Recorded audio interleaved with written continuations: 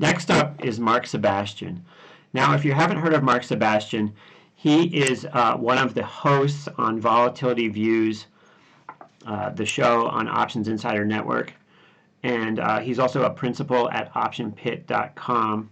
And you'll see him on TV and all over the place. He's written books about the VIX and volatility.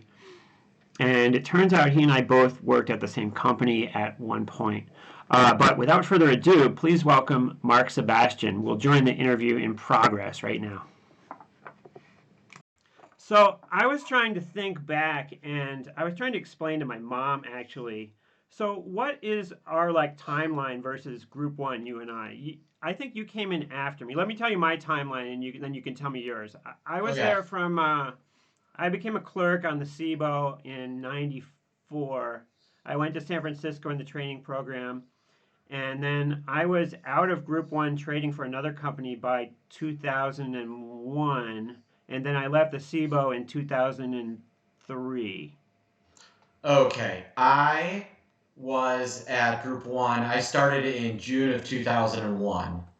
So, I was, my final interview at Group 1 was the day that Alan Greenspan came out and did that surprise half-point drop of rates in the spring of 2000 the spring of 2001. So I was in my second semester senior year, and then I started in June with 6 guys, and then I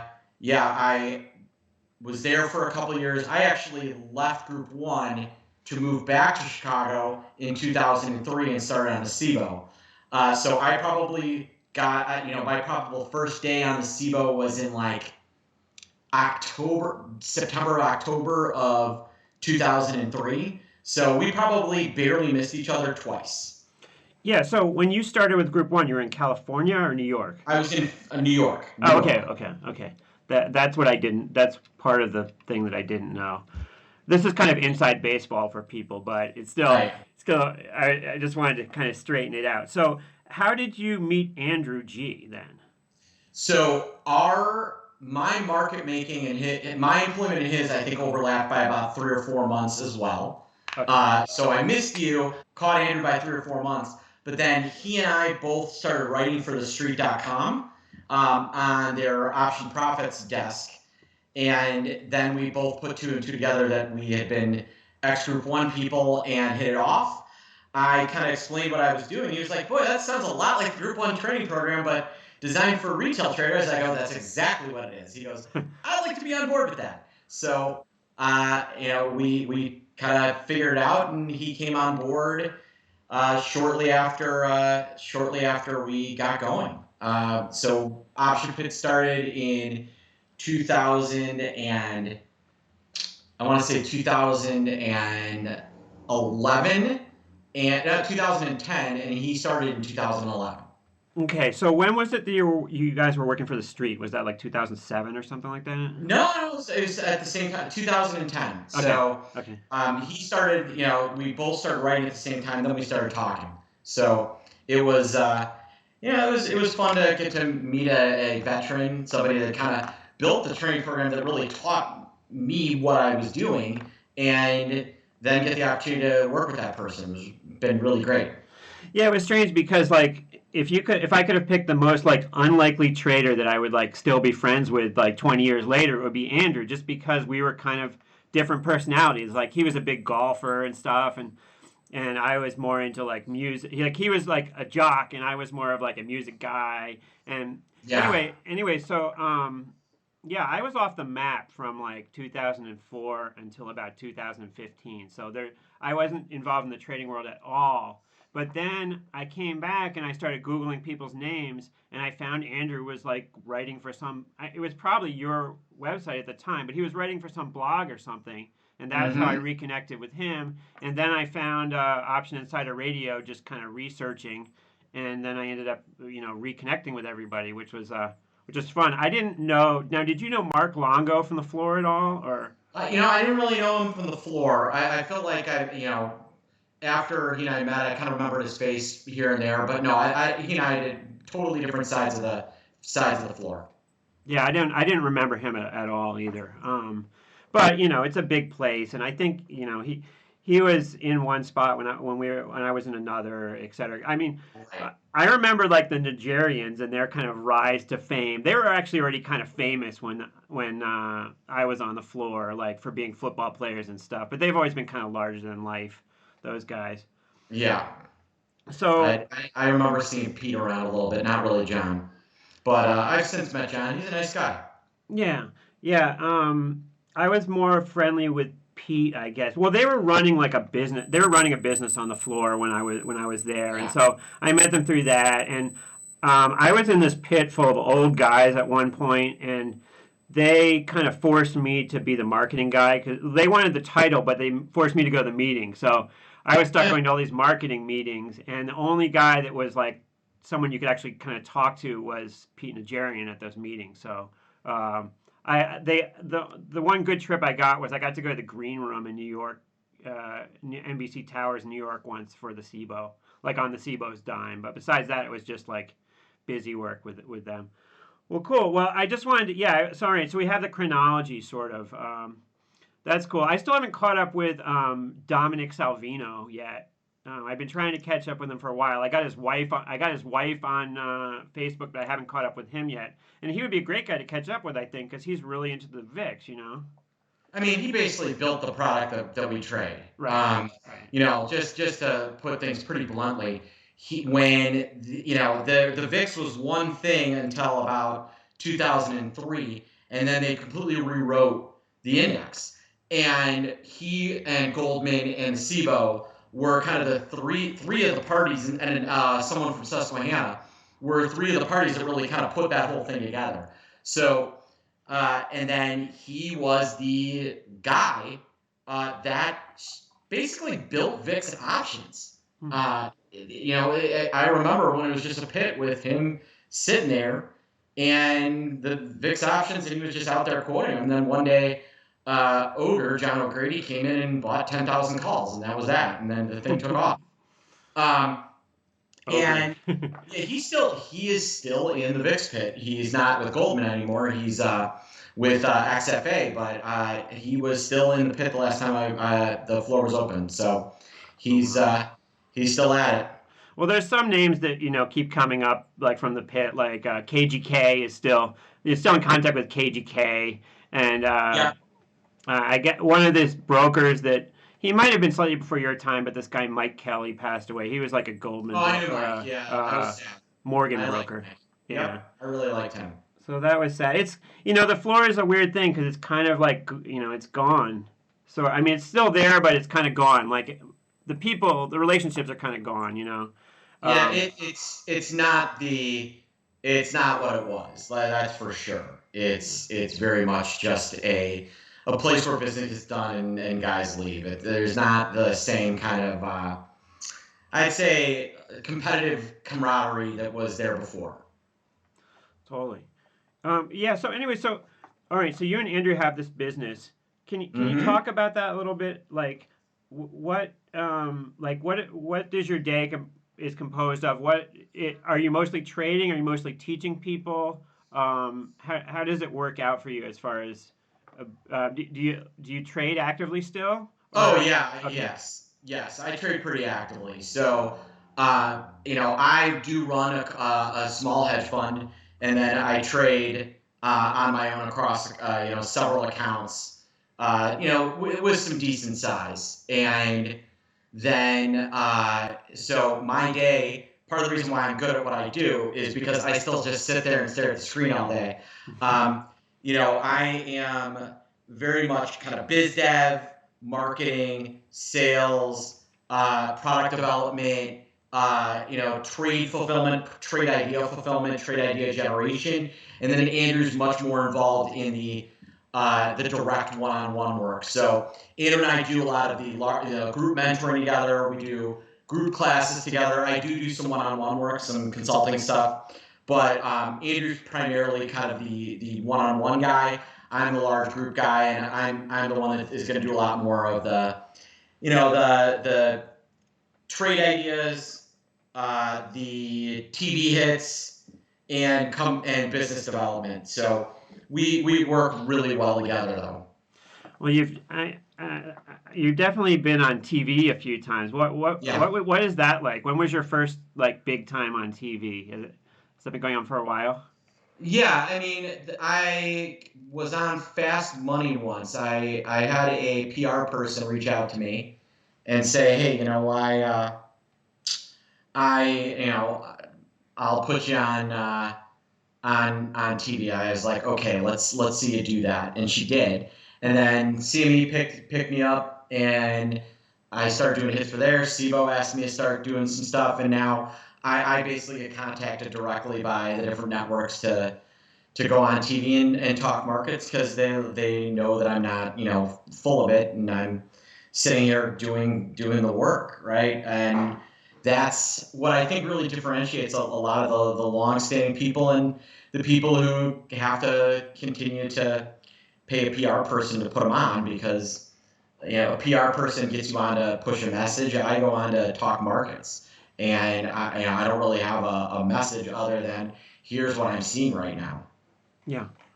Well, I'm going to come back to that in a second because I Yeah. have more questions to ask you about that particular topic. But as far as your hedge fund goes, a couple questions hmm about that. Can accredited investors approach you to put money in there? Is that the way it works? Are Yeah. you open for Are you open for business I, right now? I am. We're very selective.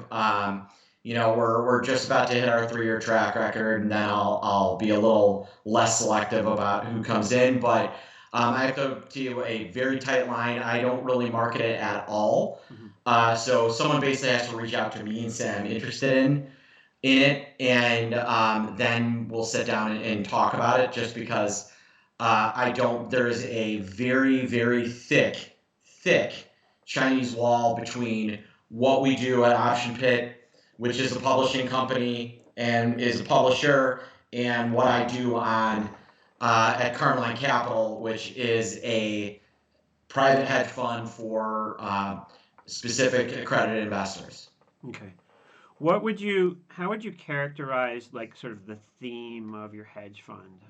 It kind of hedged equity. So we're trying to beat or meet or beat the performance of the Dow Jones Industrial Average or the S&P on the up, and outperform on the down.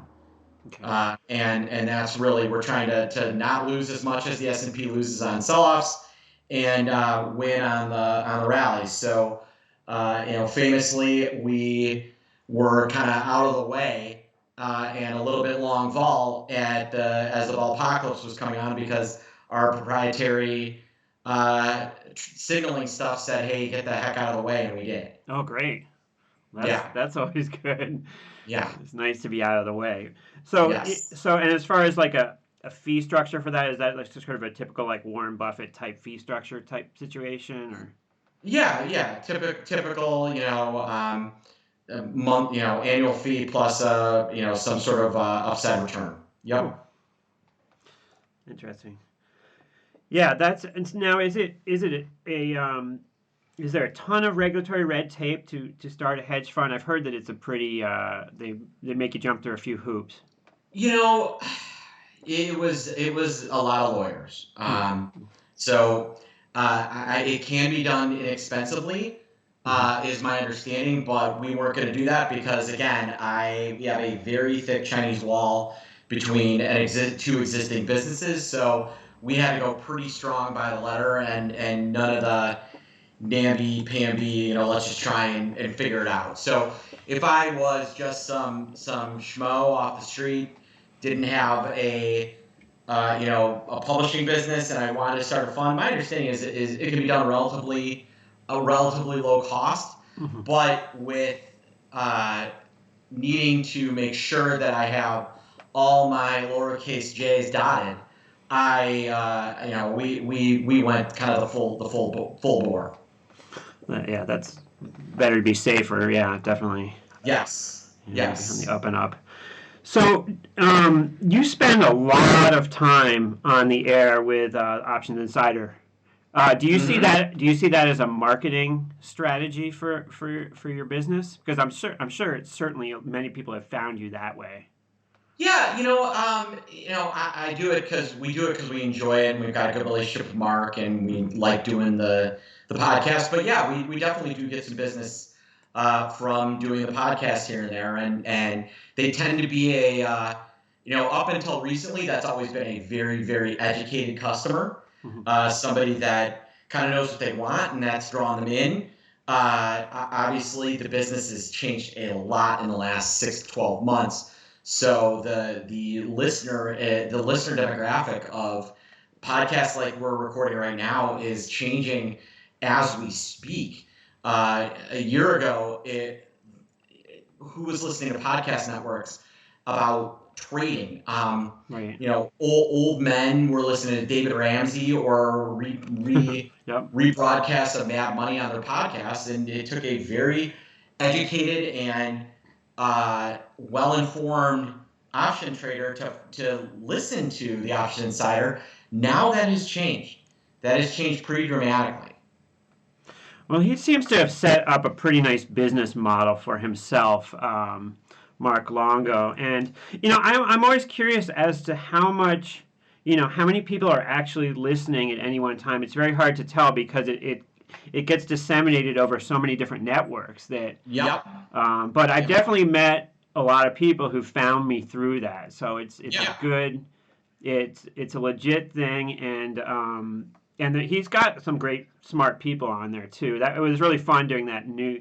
I don't think I was on at the same time as you for the election coverage, but Oh, that was fun. That that was was fun. definitely fun. Yeah, and I gotta tell you, I'm a little surprised he's not doing VO work because he has a voice for voiceover. that's what That I was going to guy, say too. Yeah, yeah, he's amazing. he should be doing like, we did at one point. I was doing a kind of comedy podcast that called The Business Show, where we were trying to do business news, but a little more interesting.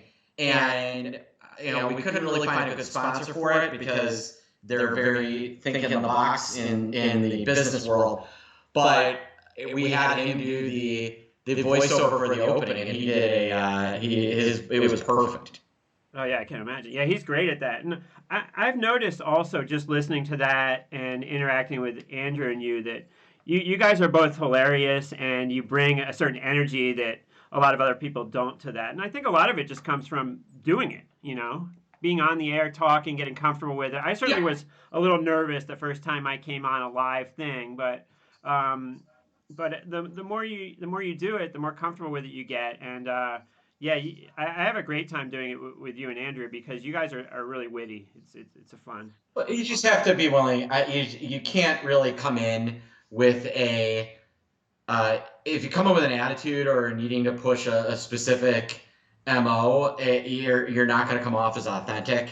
And I think that's really what the key is, right? People can accuse me of being a jackass or sophomoric, but nobody's going to ever accuse me of being a fake or a phony because I don't bring that to the table. I don't come in with I need to be this way when I'm on the podcast. I just try and have as much fun as I can with it, just like I'm going to have fun with you talking to you today, right?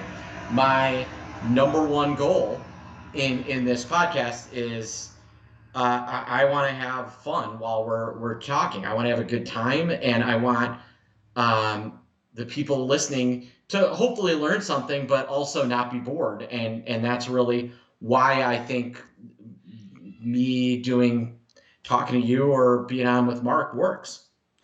Yeah, well, you remember I was thinking back. We did one like a couple months ago, and Mark's like mic cut out at the end of it. Yeah. we had to we had to ad lib it. That was pretty funny. Yeah. It took me a little while to get used to his structure because he has a specific structure in mind, and he's got Yeah. to stick to a certain time of obviously Yes. his time frame and everything. And it took me a little bit to get into his rhythm, um, but once I did, it's definitely a lot of fun. Correct. Yeah, I agree. So how many hours a week are you on that? But Andrew, we do two shows. Okay. There's Volatility Views, and then the option block. Andrew and I so it's 3 hours a week between me and Andrew. Oh, so it's So not okay. It's not super much. For some reason, I no, was nothing thinking you were crazy. on like every day or something. No, no, no, Okay. no. It's nothing super crazy. So, cool.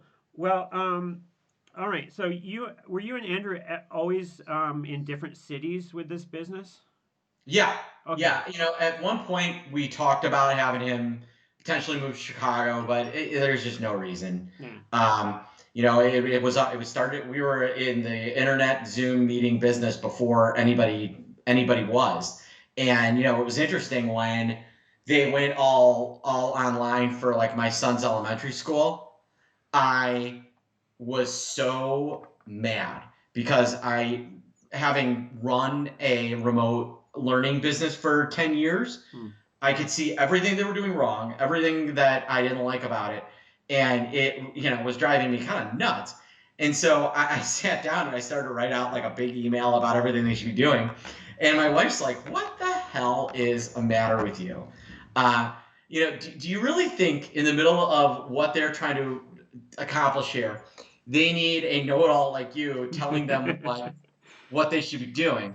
And my response was yes. Right. And then she goes, "Oh, you know what? Why don't you ask your older sister? My older sister teaches high school." Okay. And so I asked her, and she was like, uh, you know, "Not, I'll be mad at you for your school, your teachers, and your principal if you send that email." So I just shut it down and moved on. But it's we were using Zoom for 2 years before anybody had heard of it, and now we're actually kind of even getting away from Zoom because there are better products out there. Yeah. Yeah.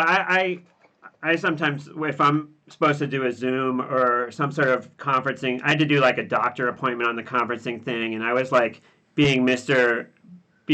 Show Off YouTuber. So I had like a virtual background running with Yeah, like, it was basically a three ring circus going on behind me with like my own branding to like talk to the doctor.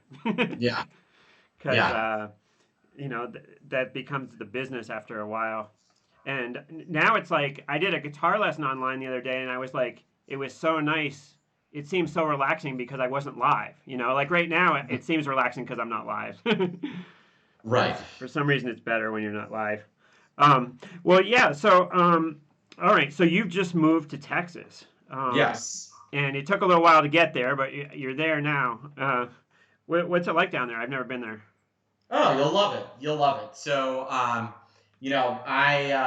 we bought a new construction Nice. in an area called Circle C Ranch of Austin, and behind me is all what they call green belts, so they're not allowed to build on it. So I've got hiking trails all behind me.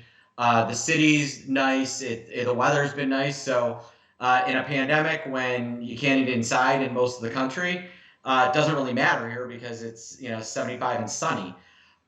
People have been really nice. I've really enjoyed it. There's no income tax, and that it's a pretty nice win. Oh, there's no So income tax, huh? Wow. no income tax here. And in fact, they passed a constitutional amendment permanently outlining a income tax in the state of Texas. So, there's sales tax, property tax, all the other stuff, but it's nice knowing that that is not a route that they're going to have to go. One of the things that made it easy to leave Illinois was the fact that the governor was trying to pass a graduated income tax and he was going to make the tax structure in Illinois like California without the California weather. I'll take a pass. Yeah. So yeah, we really enjoyed it. Everyone was really nice. Definitely different culture from the Midwest or the East Coast, but it's been great. We really enjoy here. Now, do you have like a group of people that you kind of interact with during the day when you're trading? Obviously, we've all gone pretty virtual, Mhm. but like before you moved, did you have like people in an office that you were dealing with, or were you pretty much kind of like on your own? Yeah, so one of the things I do miss about Chicago is I had an office on LaSalle Street Okay. in a trading firm. So, in the bullpen were all the hog traders. The place next door was a kind of a fund of funds. Hmm. Then I had my office, and so I had all kinds of traders to talk to all day. There was a guy that slung S&P futures, so I had all kinds of different people to talk trading with. Yeah. At the same time, we do have at OptionPit a pro trading group, and it is a group of people that are very serious about trading, that care about trading, that are doing it all day. And I'm in a Slack channel with them talking trading all day. Mhm. Everybody that works for me is a trader at heart, right? We're not a bunch of people that just kind of figure out our own. Andrew obviously was on the floor for years. Alicia, who's runs Profit and Pumps and is kind of runs operations and is our director of trading, was a market maker for 13 years in the Citigroup pit. Wow. Josh, who's my co-CEO, is a trader at heart. He ran a hedge fund. So everybody that works for me is a trader. So I have people that work within OptionPit that I can talk to trading all day, every day, and I love it. And that's actually the most rewarding. That working with people that are serious about trading, that are breathing it the way I do, is really what makes the job fun. Yeah, I think that's important, especially like when we see new people coming into the business.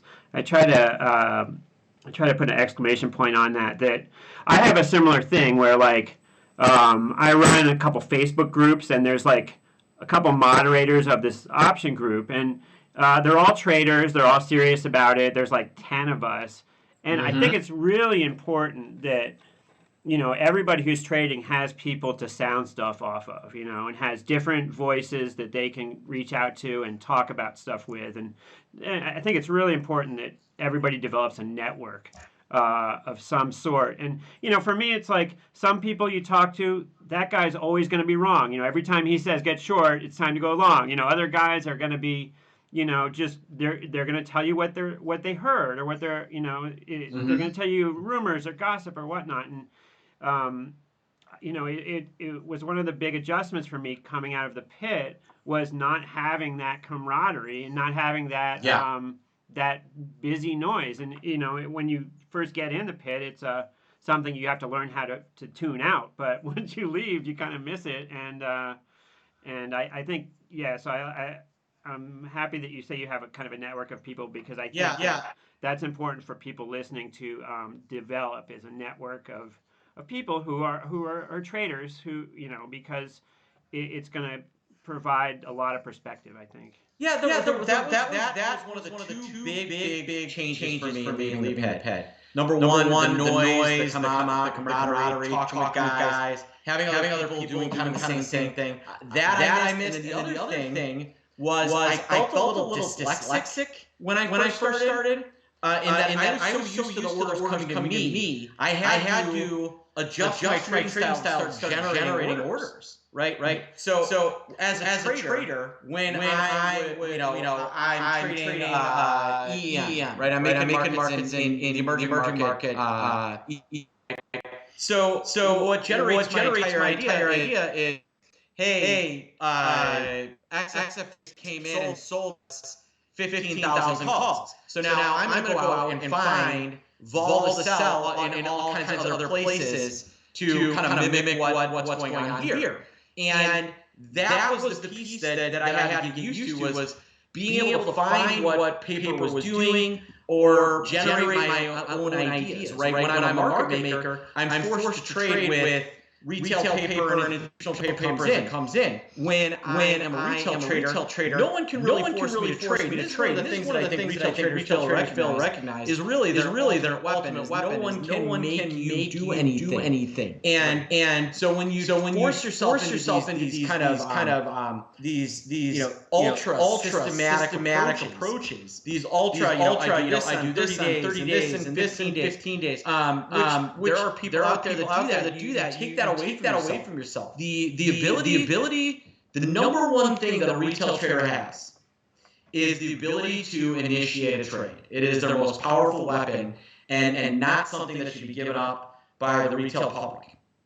Yeah, I totally had a huge adjustment coming out of the pit and having, in a sense, when you describe to retail traders being a market maker as having to take the other side of some really smart people's trade. So as a market maker, you're stuck with like a lot of times like the opposite of what you want of the position you want to have on, and you have to find a way to kind of weasel out of it. And that trains you as a trader. It trains you as an options trader of how to do stuff and how to execute and how to manage positions. But you don't have as a retail person. You can pick what position you have on, like you said, which is it's drastically different, and it was a huge learning curve for me to start to figure that out.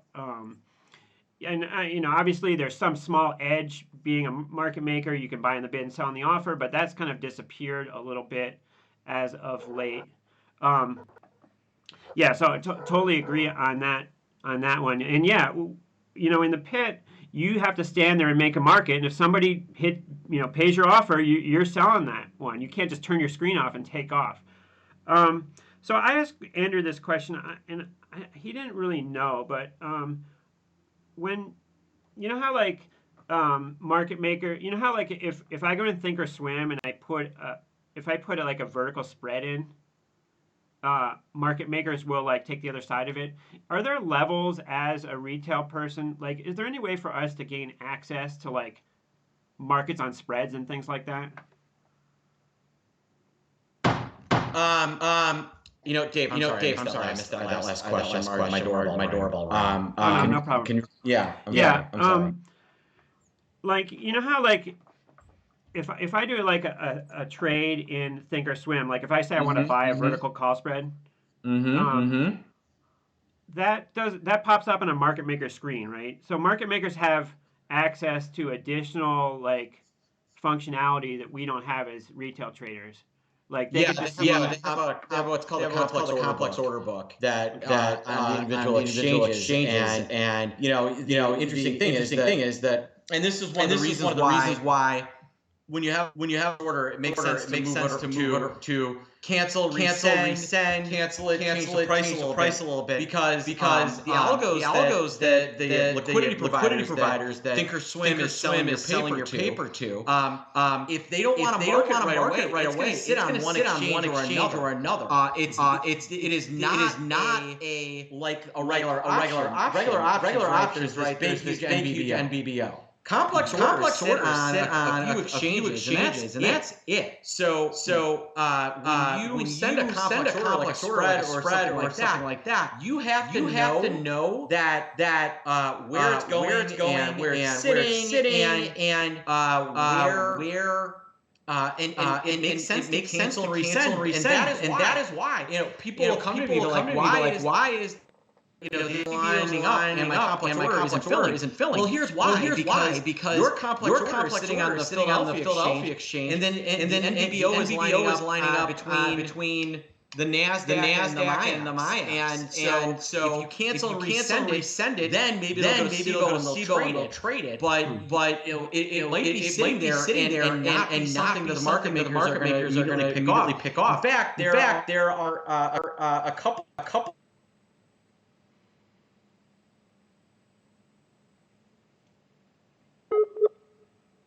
Lots, 200 lots, and 500 lots that are sitting on, let's say, the SIBO, or sitting on the Philex, and they'll call the brokers and say, "Hey, this spread is sitting here. This is something you'd like," and then they'll trade it for them. And that is something that that's one of the few areas where market makers, in terms of their visibility, really do have an edge over the retail public. Now, most market makers are trading on every single exchange when they trade.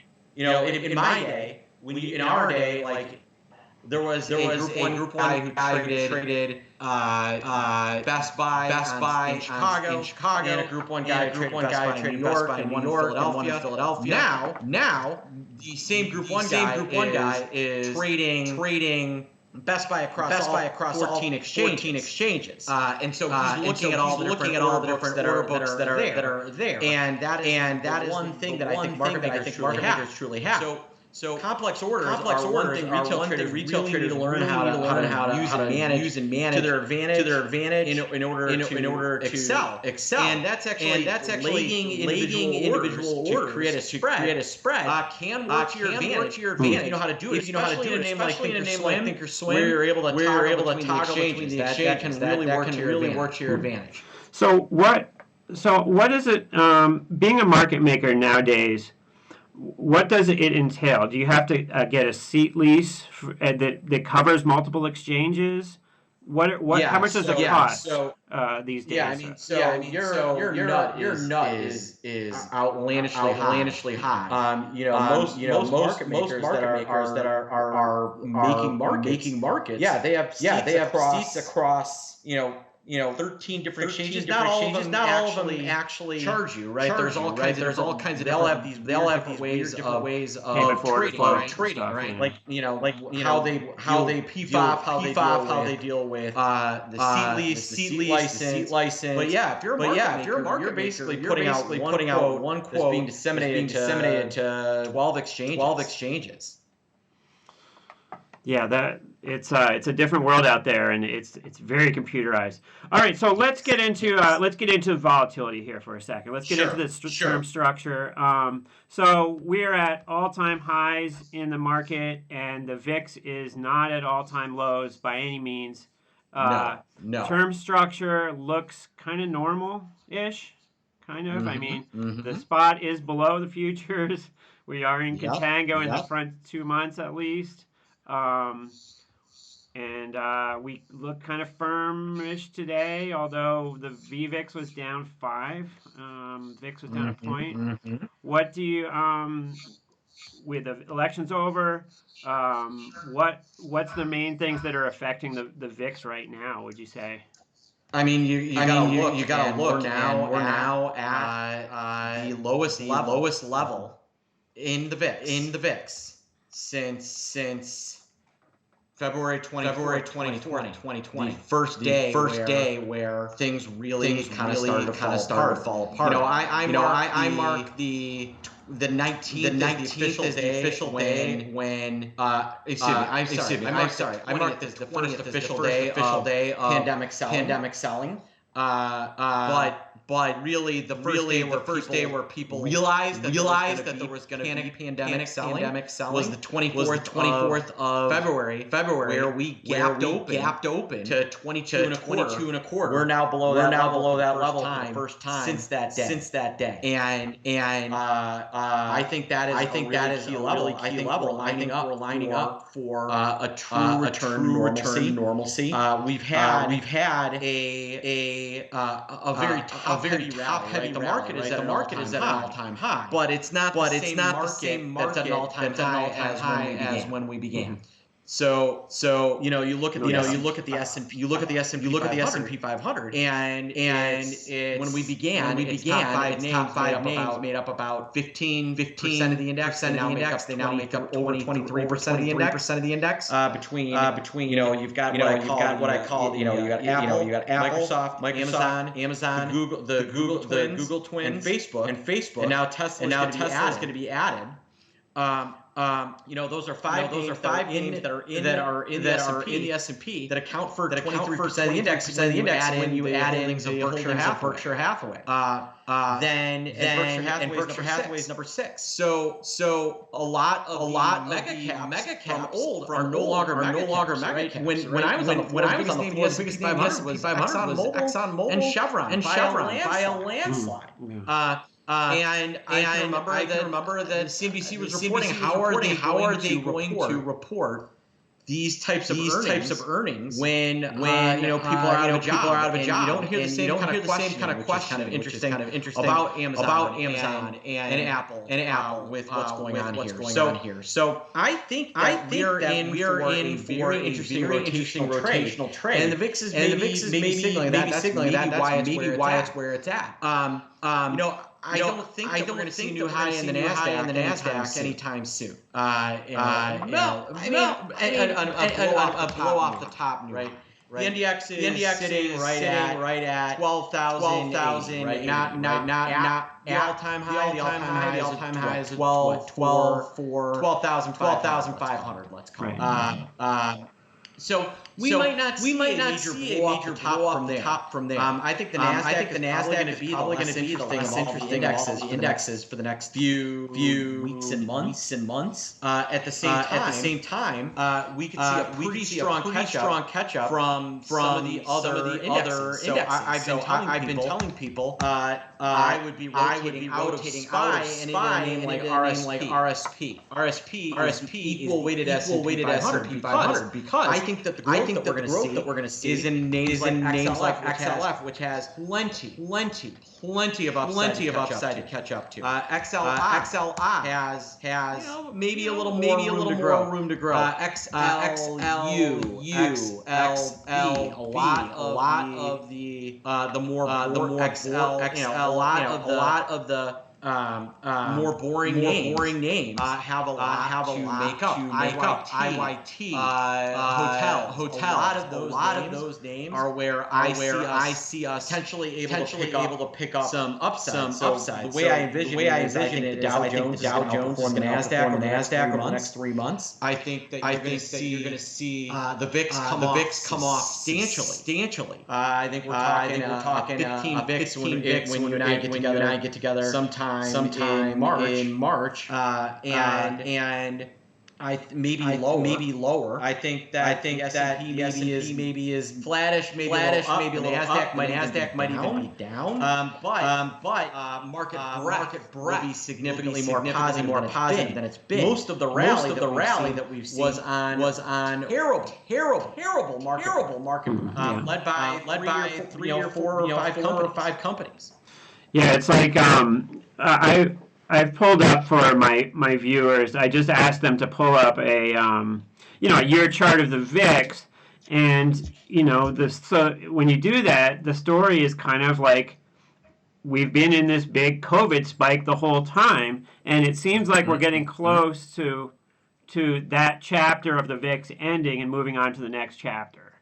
Yes, I do feel like that is the way we're set up. We have yet to see how the big holiday suck that I actually put this note out last night. We haven't seen the holiday suck yet. And tomorrow, I don't think we're going to be. We're recording this on the 24th of November, and it's a day when the S&P is up 1.6. The Dow's up 1.5. The Nasdaq up less than 1.5. The Russell up almost 2%. I don't think we're going to be seeing that tomorrow. And I think you see some absolute obliteration of the volatility. I think we've got the potential for a 20 VIX. Sometime in the next couple of days. So that's the way I think things are lining up right now. Yeah. Well, I mean, it seems that people. When I envision, okay, what if I was long SPX position versus being premium versus being short SPX premium? If you're long SPX premium right now, you're not making money scalping. You're not making money directionally. It hasn't. The range has been getting smaller and smaller and smaller and smaller, and it all kind of makes sense. Politically, it makes sense. We're in the lame duck session. We're waiting on Georgia, and then this time of the year it kind of makes sense. Seasonality, it kind of makes sense. We're coming into the holidays. There's a number of things that they're kind of conspiring to maybe bring things lower here for us. And I see some ugliness for VXX and UVXY in the coming days. Right now, future close December future close about 23.60. The Jan future is 25.46. So pretty. And then the Fed behind that is 25.70. So December has just started to come off. it's eventually, I think, going to sub 20. And I think January is going to be sub 23 by the time, December gets anywhere near settlement. So, right now they're putting in, 8 cents a day in decay out there. I think that we can absolutely see that over the next few days. And one of the things I watch is how stretched is that roll yield, which we all know isn't real. But that daily decay count, when that starts to get really stretched, that's when I know it's time to stop being short a bunch of primo or trying to play VXX or UVXY to come off. We're not there yet. There is tons of room for vol to stretch. Yeah, it seems like the whole market is just kind of slowing down right now. And it takes a little time, but it seems like it's all slowing down. Yeah, I'm kind of with you on that one. Yeah, I'm long a decent amount of 19 puts. 18 puts, even the 16 puts. I've got in pretty decent size 25, 15 put fly. I think those are all gonna end up looking pretty spectacular by Friday. I think there's real potential for a giant vol vacuum over the next couple of days. Yeah, I'm long some June puts in VXX right now. It's hard, it's as these products get to this level, like UVXY and VXX are kind of getting into this level that's kind of an annoying time to trade it. Once it gets kind of close to 10, like from when it gets around that area to like when they reverse split, it gets a little trickier. Yeah, because there's not as much meat on the bone for options. You want to look more at like percentages than premium, than volatilities, dollars, than implied vol numbers. Because when something's got when 100 vol points means 10 more cents in an options price, you don't want to use vol to judge stuff. No. But short term there are some kind of near dated plays in like a name like UVXY that I think are relatively inexpensive that put a flyer on. We get a strong enough vol crush. The Jan 7 puts for 15 cents or the Jan 6 puts. We do have some of these out for our customers. Are really relatively inexpensive. The Jan 5 puts for a penny. I think those could easily go to 10 cents. Those are some plays that I think are from a risk reward perspective not a bad play. And so those are some things that I think that do I buy them thinking hey these could end up in the money? No. Do I buy them if we get a quick vol suck? The 5 puts could go from a penny to a dime quickly. Yeah, that's a trade I like. Or the 7 puts for 15 cents. Could those go to 30 or 40 cents if UVXY is sub 10 by early December? Yeah, totally. It's funny you're talking about that because I was talking about that on a show yesterday. I was actually looking in VXX at like some of the June 7 puts. You could have bought them for 10 cents. You probably still can buy them for 10 cents, and that stuff moves around at like it moves around. If you get a day when VXX is bid, they sometimes they move that stuff around strangely. Let's put it that way. They actually take it down more as you go lower. It seems sometimes. So if you own a bunch of those puts, they're going to perform pretty well if the thing pops because they're not going to move at all. So yeah, those are interesting options certainly to talk about. And there's some little back spreads that can make some sense. I think the January 14, 13 1 by 2 could absolutely explode higher. If VXX gets a little more push lower. You're gonna take a credit in. I think that's an interesting little play. So, would you say? Do you watch the paper in VIX options? Would you say that the paper has pay order flow. It may not just be in VIX, but would you say order flow has like changed a lot since the crisis started? I would say, yeah, and what I would say is in the last year we have lost, and they'll come back. For the time being, we have lost the VIX's biggest customer, which is upside vol hedgers. They're just non-existent because while the VIX is in the 20s, that trade doesn't work. That's a trade for a 13 VIX, a 14 VIX, a 15 VIX, and so that entire class of customer is gone right now. And that has completely changed the way orders look in VIX. We have put buyers than call buyers nowadays. There's more open interest in the puts than the calls. There's more volume in the calls right now. And that's just never been the way the VIX operated years and years for 10 years leading up minus a couple of small points. You'd expect open interest of calls to be between 1.5 and 9 to 1. Currently there are about 400,000 more puts than there are calls. And the reason being open interest is off by about 2 million contracts. Those 2 million contracts are all call buyers, and they're gone. Yeah, but that was my sense as well, that puts that the order flow is, and what that does also is it messes up the meaning of the VVIX, because I'll look at the VVIX and it will be up one day, and I'll look at the order flow and it's a bunch of put buyers, So VVIX doesn't necessarily mean call buyers. VVIX, you gotta dig deeper with that one. Certainly now.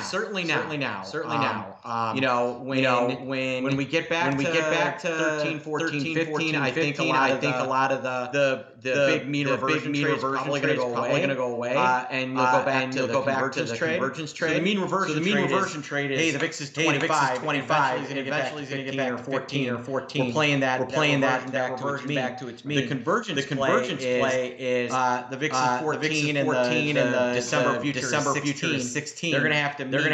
Let's put on a trade. So you're gonna see some more convergence trades, things like that. But we'll have lost the mean reversion trade. So you'll see, which is a bigger trade. So you're gonna see fewer put buyers and a lot more call buyers this 6 months from now. I had somebody come on a couple months ago who was making the point that the VIX has spent periods in higher than 20 levels for long periods of time in the past. And is there?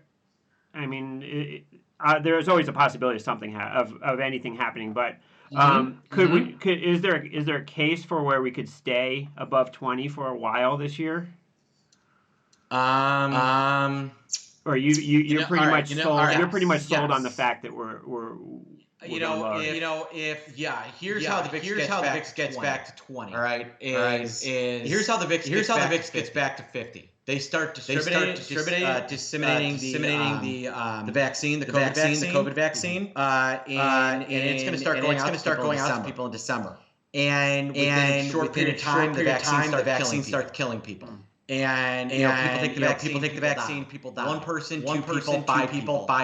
We see one story, like let's think about the Tesla autopilot. Way better driver than most people. Kills one person, Tesla gets thwacked, right? So the vaccine.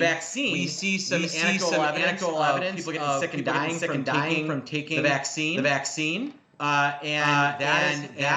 see the pandemic turn back on, the economy shutting down, going back on, something totally unanticipated at this point. You see the VIX go 25 to 45 in a day or two. That is your base case you're looking for. If you're looking at pandemic. Case two is that the as we turn the economy back on, the permanent job loss is much greater than the market is anticipating. And we enter a recession, right? Not a forced recession, an actual recession, and that is the other way that the VIX blows up. Do you think that there's a lot of obviously talk in the news about the way that this country is polarized between political parties, and we try to stay pretty far away from that as best we can, being market participants who have clients, if I put it that way. But do you think that the fact that the U.S. has become more polarized, is that going to spill out into the financial markets in a negative way? Are there going to be repercussions of that to the markets? I know that's kind of a philosophical question, maybe. Yeah. Well. So here's what I always tell people is, I remember when President Obama got elected in 2008, and listening to people saying, "Oh, this is," and I just starting to kind of work with people in 2010, and we're coming out of the recession. So 2010 market's still stuck, and I've got all these people saying, President Obama is going to kill the market, blah blah blah. We went up, right? Totally different group of people. Donald Trump, blah blah blah. He's gonna ruin everything, blah blah blah. We went up. It doesn't matter. It does not matter. Stop thinking politically when you invest. It does not matter. Excellent response. I love it. I wish. As much as we trumpet that in people's ears, they still don't listen. I've had so many people coming up to me and leaving messages. Oh, I'm afraid that X, Y, and Z is going to happen, and statistically, it doesn't matter. I mean, here's when you get short. The next president nominates Paul Volcker's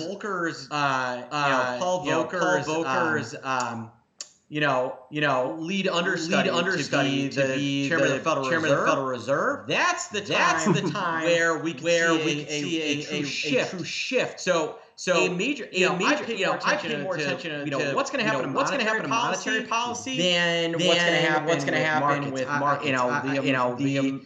The long-term implications of that, I think are a lot more meaningful and interesting than what's going on with who's the president. So what is your impression of this incoming administration vis-a-vis the market? Do you think, obviously we rallied today? The news came out that the president had signed that G whatever letter, and the transition is going through. We also had Janet Yellen news out today. I don't want to be too specific on this day because a lot of people are going to watch this on a different day than today, obviously. But what's your impression of the political climate as far as business goes moving forward, or in the next couple months? So what I will say is, people ask me, why are we up? Before the GSA news came out, the Yellen news leaked, and futures were already up last night, $25 before the GSA news came out. So the fact that we're gonna have two huge market doves basically running the banks, I think is massively bullish. The stock market. It's probably bullish because the Federal Reserve is gonna be actively involved in continuing to buy purchases. Or at least it's not on bearish bonds. Maybe some of the base cases. And the dollar becomes kind of an interesting debate. Topic of debate in terms of what's going to happen with the dollar. So I like real estate, things like that. In terms of the business climate, I don't know. I think that we have in terms of moderates, we have more moderate president than our last three presidents. So this is the most centrist political person likely since probably Clinton. So I think that you're going to have when you get overly politicized. What I'd like to remind one of the things that I told people on election. A lot of people forget this. That in 2011, when talks broke down between President Obama and Speaker John Boehner, within 24 hours, Biden and McConnell had gotten together because they're old pals. They're good friends. McConnell can say whatever they want. They're like buddies. You're going to see them golfing. You will. Or whatever sport 80-year-old men play at this point. Maybe tennis. I don't know. Bridge. Right? They're gonna be sitting at the bridge table, yakking it up. These are guys that have worked together and are friends. You're gonna see, I think, more deal making than we've seen in the last 12 years. Yeah, I think the market it likes certainty. It likes to know it likes to at least think it knows what's going on moving forward. And I think it's kind of known for a little while that Biden was likely to win. That's kind of happening. There's no big surprises on the horizon at the moment. So markets like that. And if you ask me, I think Joe Biden is quietly rooting for the Republicans to at least win one seat in Georgia, so that he can't get pushed too far. That would be my kind of my read on it from a lot of the commentary without getting too deep in. I would not be surprised if he was a little bit kind of like if the Senate goes 52 to 48 or 51, 49. Yeah, I mean he's centrist, and he's not just. I mean that's his core beliefs, and I don't think he's going to get pulled. Like he does not believe in a lot of the progressive things that people are kind of sort of afraid of, and I don't think they need to be afraid of those things because he'll pay lip service to the progressives, but I don't think he's really going to give them a seat. I think he's a horse trader. That's what I think he is. A pragmatist, which is something new for us for the moment. Yeah, we haven't had a practice. Like I said, say what you will about Clinton, but he definitely was a deal maker. Cool. Well, listen, I want to thank you for coming on. I know that everybody wants to get out of here right after the close, but I appreciate you spending a couple moments with me, and absolutely. And it's been fascinating for me, and it's fun to actually talk to somebody who actually knows what they're talking about with vol, because sometimes I feel like I'm out here on an island. Yeah.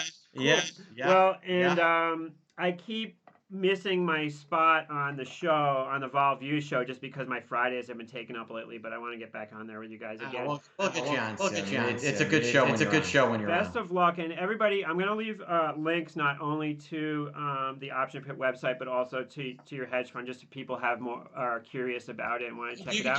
You can just send them to the Option Pit website. Cool. People, I put out a VIX letter almost every day. And when I'm not putting out a VIX letter, I do more commentary. Go to optionpit.com. Give us your email. You'll get free. This really good VIX content. Or trading content every day. So I want you to have it. So go to our website, read the blog, check out, and get on our email list. And if you're serious about wanting to learn about options trading specifically, that's the place to go. Andrew G, trained me as an options trader, and he can train you if you're serious about it and you want to put in the work and learn how to do it from the real pros. Go check out Option Pit. Thanks everybody for watching today, and thanks to Mark for coming on. And we'll see you guys next time on the Short Vol Show Live. Thanks again. Click, and it's off. All right, thanks, buddy. That was a lot of fun. Thanks. Appreciate your time, and I'll talk to you soon. Sounds good. Later.